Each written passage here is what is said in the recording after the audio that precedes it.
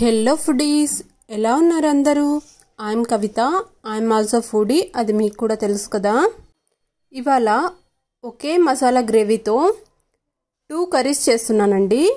అదే mushroom curry అలాగే paneer curry అన్నమాట.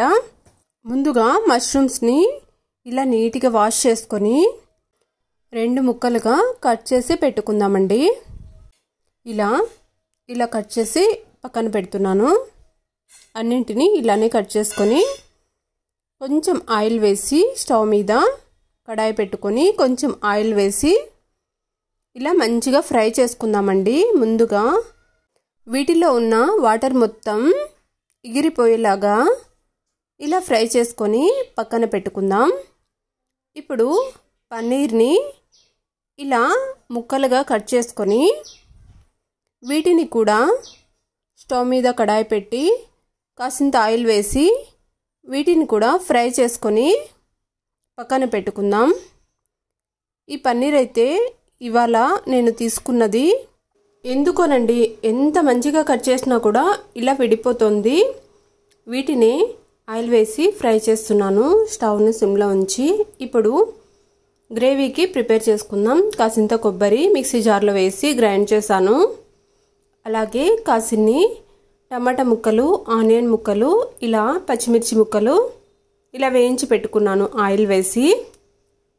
ఇలా మంచిగా ఫ్రై అయిన తర్వాత ఇప్పుడు అదే మిక్సీ జార్లో కాసిన్ని పచ్చిమిర్చి, అంటే కారంకి సరిపడా పచ్చిమిర్చి, అలాగే కాసిన్ని జీడిపప్పు వేసి అలాగే కొత్తిమీర కాసింత వేసి ఇంకొకసారి గ్రైండ్ చేస్తున్నానండి. ఇలా గ్రైండ్ చేసుకున్న తర్వాత ఇప్పుడు ముందుగా మనం వేయించి పెట్టుకున్నాం కదా టమాటా ముక్కలు, అలాగే ఆనియన్ ముక్కలు, ఇంకాసింత కొత్తిమీర వేసి మంచిగా గ్రైండ్ చేసుకొని ఇలా పక్కన తీసి పెట్టుకున్నాను.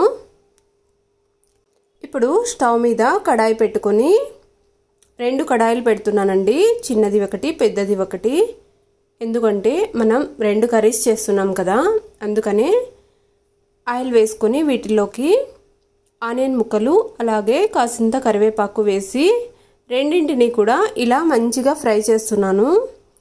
ఇప్పుడు వాటిలోకి ముందుగా మనం గ్రైండ్ చేసి పెట్టుకున్నాం కదా మసాలాను, దానిని కూడా వేసి ఇలా కాసేపు ఉడికించుకోవాలండి.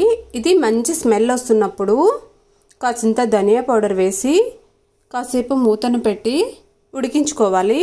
ఇప్పుడు అందులోకి సరిపడా గరం మసాలా అలాగే కారం పౌడర్ వేసి కాసింత పసుపు కూడా వేసి ఇంకొకసారి బాగా కలిపి ఉడికించుకోవాలి. ఇందులోకి కాసింత వాటర్ వేసుకొని 2 కడాయిల్లోకి కాసింత వాటర్ వేసానండి కర్రీకి సరిపడా. ఇప్పుడు అందులోకి తగినంత సాల్ట్ కూడా వేసుకొని మష్రూమ్ ముక్కల్ని చిన్న కడాయిలో వేసాను, వేయించి పెట్టుకున్నాం కదా వాటిని. పన్నీర్ ముక్కల్ని పెద్ద కడాయిలో వేసేసాను. ఇలా వేసి బాగా కలుపుకొని ఇంకొక 10 మినిట్స్ ఉడికించుకుంటే సరిపోతుంది. చూసారా, పన్నీర్ మొత్తం పొడి పొడిగా అయిపోయిందండి వేయించేపాటికి. చూస్తున్నారు కదా, ఇలా అయిందనమాట ఈసారి అయితే. ఇప్పుడు స్టవ్ ఆఫ్ చేసుకొని కర్రీస్ని సర్వ్ చేసుకోవడమేనండి. కర్రీస్ అయితే టేస్ట్ సూపర్ వచ్చాయి. ఒకే మసాలాతో ఇలా మష్రూమ్ కర్రీ అలాగే పన్నీర్ కర్రీ కూడా ప్రిపేర్ చేసుకోవచ్చు. ఎక్కువ శ్రమ లేకుండా ఇలా కూడా ప్రిపేర్ చేసుకోవచ్చు. వేడి వేడి అన్నంలో మష్రూమ్ కర్రీ వేసుకొని తింటుంటే సూపర్ ఉందండి. రెసిపీస్ నచ్చితే మాత్రం లైక్ అండ్ సబ్స్క్రైబ్.